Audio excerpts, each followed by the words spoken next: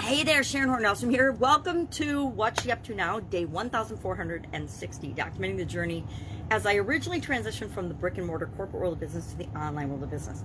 Started this segment to keep track of what I'm doing as I go about my day-to-day online businesses. But in 2020, with the pandemic and everything, I started to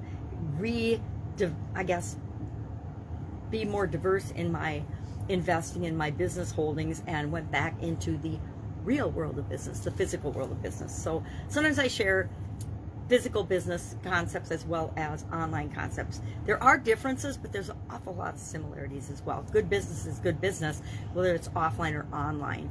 The internet has just made a lot of different business functions automatic and easier. It's made life offline easier for people by doing a lot of things that we used to take us a ton of time and energy automatically, having online products and services for accounting, for payroll, for tracking, for documentation, for a lot of regulatory things we can just do through computer systems and software and apps and things nowadays that we couldn't do before, that just make life easier. I mean, I grew up in the day when, you didn't have desktop computers at all in your offices. We did everything by hand. Somebody passed around on LinkedIn the other day in one of these interdepartment memo envelopes, and I just started laughing because I showed it to my kids and they're like, what the heck is that? I'm like, have you guys ever seen one of these? And they're like, no.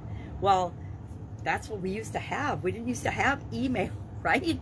If you wanted to communicate with somebody, you got to actually pick up the phone and talk to them, which, luckily we had phones, or you had to type out on a regular typewriter a memo to them.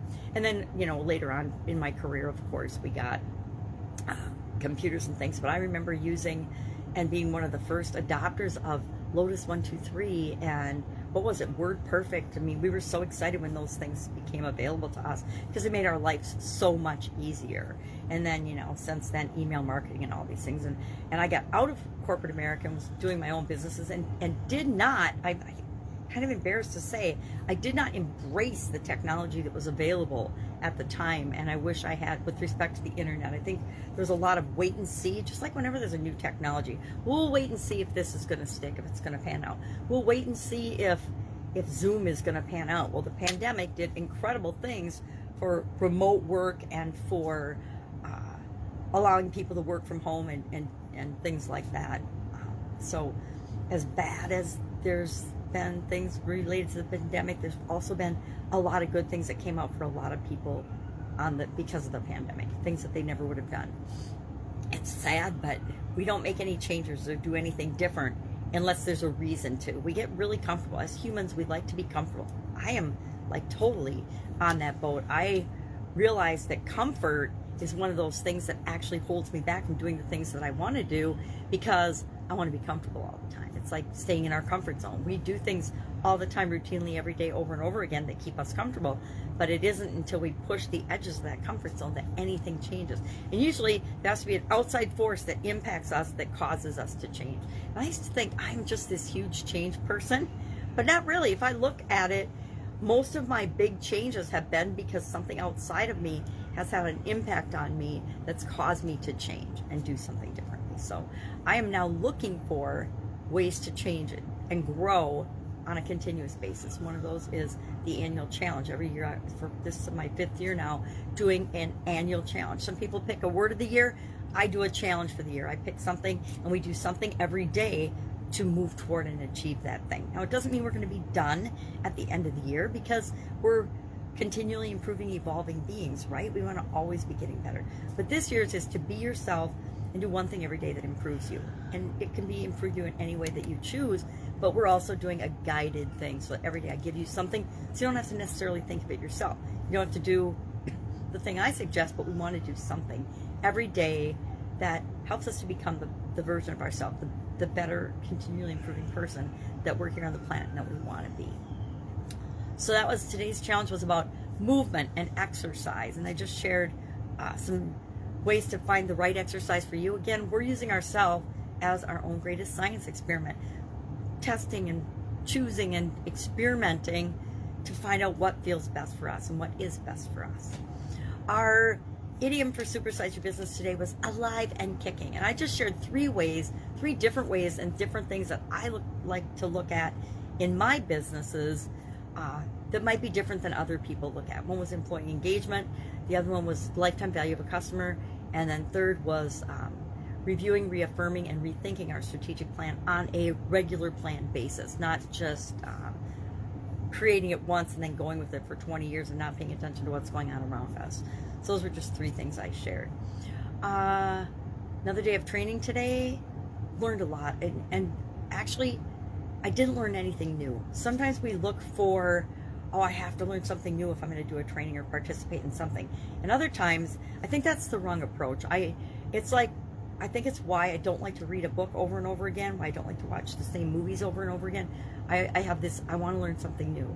And that's a hard, fast rule that I want to break, because some things we don't get and we don't apply until we hear them over and over and over again. So this is a training I actually took, I don't know, 6 months ago and did. And I chose to participate and do it again because I got and understood and did a little bit of what we learned, but I didn't commit fully to it and do different things.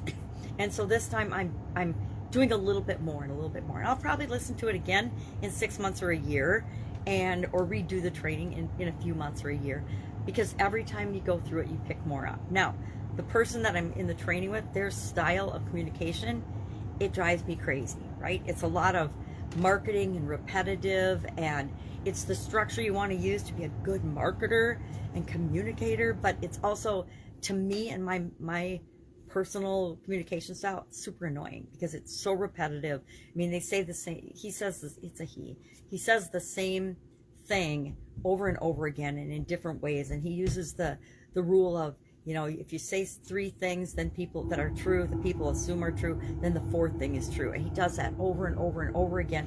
And it's a persuasive tactic, but I almost feel like it's manipulative. Now, to me, there's a fine line between persuading people to do the things that they know are right for them, and manipulating is convincing people to do something that isn't necessarily right for them. And so I listen and I observe, and then I still do what feels right for me. That's what we have to do with everything and everybody we learn anything from, right?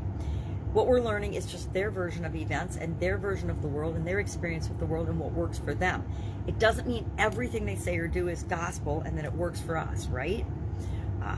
So doing that today, then I'm going to head out. I'm actually getting out of the house and going to Sam's Club with my sister this afternoon, because we've been cooped up way too much. It's winter cabin fever. Went and saw the ducks yesterday with my granddaughter. That was fun. The ducks and the geese and the swans. That was really fun. There's a little place that stays open on the river here where I live, and so you can go down. And there were literally, there were thousands, or there were definitely hundreds and hundreds and hundreds of geese and ducks and swans. So that was fun to see. But now I want to actually get out where there's people. There were a few people, but not very many. All right, have an awesome day. If I can help you in any way, ask. Please ask. Otherwise,